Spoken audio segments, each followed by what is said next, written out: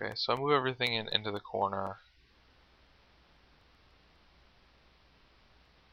I need to keep an eye on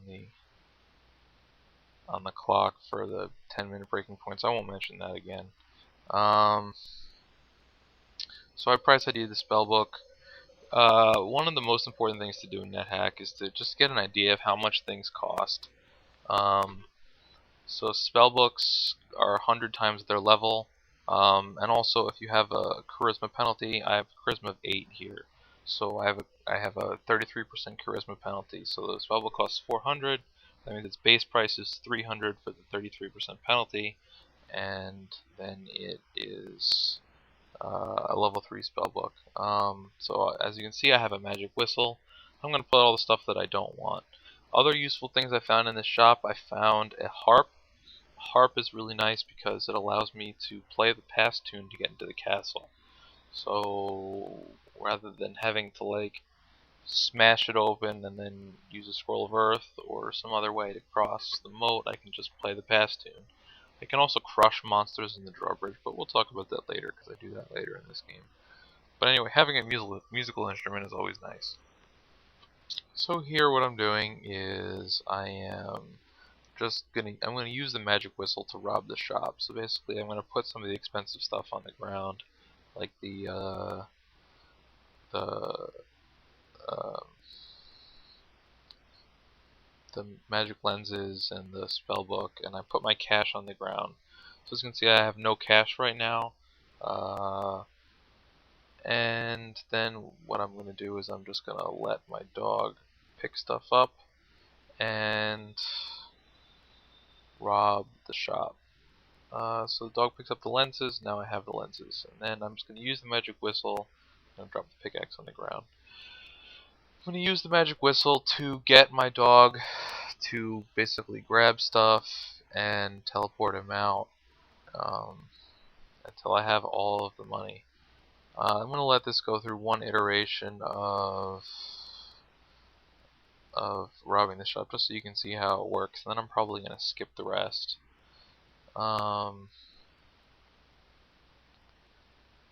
Yeah, so from this point, this part's really kind of boring. So I'm basically putting stuff into the sack, and then I'm going to sell the sack, get the dog to steal my cash again, and then I'm just going to continue to buy and sell the sack while dropping all the cash on the ground for store credit. And then eventually I'm going to have all of the shopkeeper's cash. So I take out the cash, drop it, and then as you can see here, I'm going to wait for the dog to pick it up.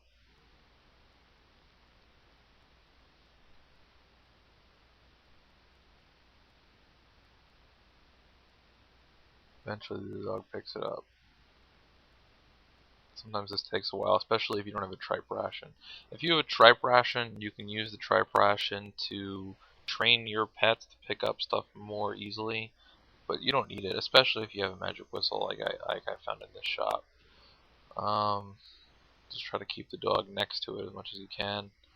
Eventually the dog picks it up. There we go, dog picks it up, and then I blow the whistle, and now the dog is on the other side of the shop, and I have the gold. So now you can see I got the gold again, so I'm going to put all my tools in my sack. And then, because he only buys tool stuff. So now I drop the sack, get 96 gold. Now I'm going to drop the cash, buy the sack, and then I'm going to rebuy. I'm going to sell the sack again. Sell the sack, pick up the sack, buy the sack, sell it again, and now, as you can see, now I have 550 gold.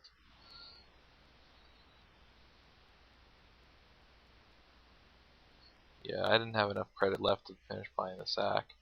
So every time you do this, you lose effective cash, but then your dog steals back the entire pile of cash, so you end up making money instead. Alright, I'm going to speed this up a little bit. And then I'm going to slow it down again when I'm finished, because this part's kind of boring. I'm at 5x speed right now. So if you watch quickly now, you can see it's up to 1,000 gold, and then, you know, if you're watching the money, you see it goes up by 96 every so often, and now it's up to 1642 gold. And eventually I will be finished with this, and I will have all of the shopkeeper's gold. This is kind of boring, but it's nice because when I have all this cash, later I can use it to buy armor class from the priest in Minetown.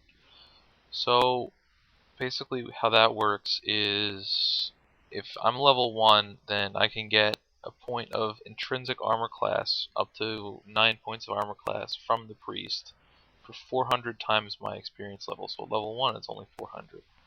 So if I can get to Minetown at level 1, then I can get all 9 points of AC for 3600 gold. 3600 gold is kind of hard to get, but as you can see I already have 2687, so I only need to steal a little bit more when I get into Minetown. So what I'm going to do now, my dog is a much higher level, so I'm just going to go into Minetown. Alright, I'm going to slow it down now. So as you can see what I'm doing here, I found that pickaxe in the shop. So what I'm going to do here is I'm going to finish eating. And then, whoops, that's not going to work. That went into the next area beneath. What I need to do is I need to make a protected passageway in Minetown, because it's dark, so I can't easily find the stairs. And then what I'm going to do is I basically just dig through using my pickaxe, keeping my dog trapped behind me so it can't run away. If your dog is next to you at the moment that you finish digging through, then your dog will fall with you. That's why I keep the dog behind you, and with no squares for him to go while you dig a hole in the ground. So now I'm using Albereth. Now my dog went down the hallway. This is kind of a bad spot for me to be if the monsters have ranged attacks. And as you can see, I almost died. But now I can pray again and get my HP up to 17, because it's been 1,000 turns since I prayed last. So I prayed again, and now my max HP is all the way up at 17, which is nice because I'm still only experience level 1. So now I'm making sure that no one won't attack me by writing Albereth while I let my dog kill everything. Dog kills the gnome. I probably eat the gnome here. Well, I write Albereth first and then I eat the gnome. Yeah. So eventually my dog is going to go kill these dwarves and gnomes that are chasing me. While I eat the gnome corpse sitting here safely. So pretty much what I do now is I pick up all the ammo, because I don't want them to be shooting arrows at me. Melee attacks I can deal with fine with Elbereth. It's the ranged attacks that are really dangerous in the mines. So now I'm just, because it's a lit mines level, I'm just searching for the stairs right now, and I found the upstairs. So I'm just gonna go learn where the staircase is and then come back. Yeah, I didn't want to deal with those nasties on the upper floor that I had avoided earlier. So here I am just going along raiding Albereth. While I would try to catch up to my dog. As you can see, I'm hugging the bottom wall to get to my dog. I have auto dig on, that's why I dug that piece of wall out I probably shouldn't have.